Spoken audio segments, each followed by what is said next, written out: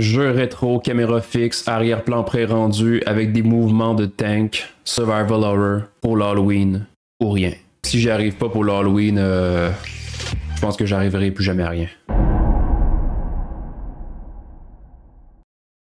N'allons-y pas par quatre chemins. Ça n'a pas marché.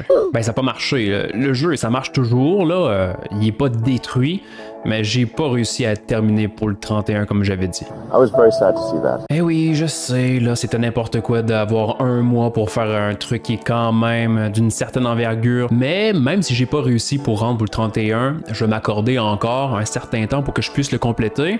Pour deux raisons principalement. La première, c'est que je fais ce que je veux. La deuxième, c'est que j'ai travaillé quand même beaucoup dans le dernier mois sur ce projet-là pour pouvoir y arriver. J'ai des bons éléments qui fonctionnent. Je vois qu'il y a beaucoup de potentiel, puis je veux pas gaspiller tout le travail que j'ai fait dans le dernier mois. Je te fais le topo où est-ce qu'on en est. J'ai une première passe de toutes les images pré-rendues pour tous les décors. J'ai aussi un personnage qui est en train de prendre vie. Il va me rester l'apparition et aussi la partie animation, mais visuellement, ça commence à avoir de la gueule. Mais je veux aussi te dire qu'est-ce qui marche pas. En fait, j'ai commis quand même une grosse erreur. J'ai assumé beaucoup trop que ça allait pas être difficile de faire des graphiques old school à la PS1 comme que je voulais. T'sais, de faire les environnements avec les pré-rendus, même si c'était des trucs qui sont de basse résolution, qui n'ont pas exactement de détails à mettre. C'est quand même long, hein? T'sais, ça se fait pas tout seul.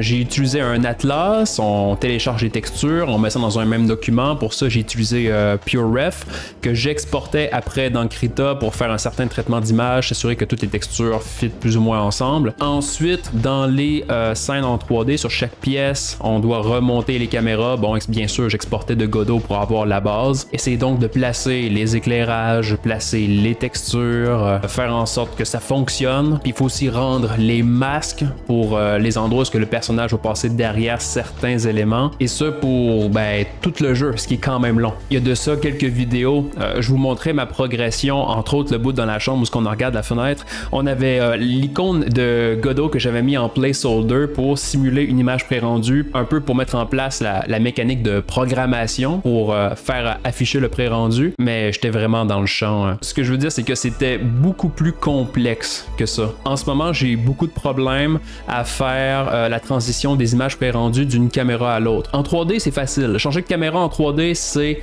aucun problème. Mais de faire le changement d'image avec les différents plans, là, tout d'un coup, c'est plus compliqué. J'ai entre autres un problème que là, les images apparaissent seulement quand que j'entre dans un nouveau volume et que la logique qui permet d'enlever les images qui sont présentes pour faire le switch aux prochaines images, ce switch-là se fait seulement quand que je sors d'un volume. Donc, il peut y avoir des fois des images qui se ramassent en dessous de d'autres images pré-rendues. Un bordel total, là. Mais bon, j'essaye encore d'arranger ça, là. Éventuellement, ça va être correct, j'espère. Mais il y a aussi, généralement, dans la programmation, il y a eu quelques emmerdes quand même qui m'ont fait arracher des cheveux. Qui pourra faire une histoire courte, les signaux, je les utilise pas dans mon prototype, puis je me suis vraiment donné de la misère. Ce qui fait que pour certains scripts, je dois évaluer qui communique avec le script, donc tout le temps comparer les noms, puis ça fait des scripts avec énormément de copier-coller. Et un petit changement ici va faire briser ça. Puis là, je suis constamment en train de faire des allers-retours pour voir qu'est-ce qui marche pas. Bon, prochaine fois, là, les signaux, faut faire ça.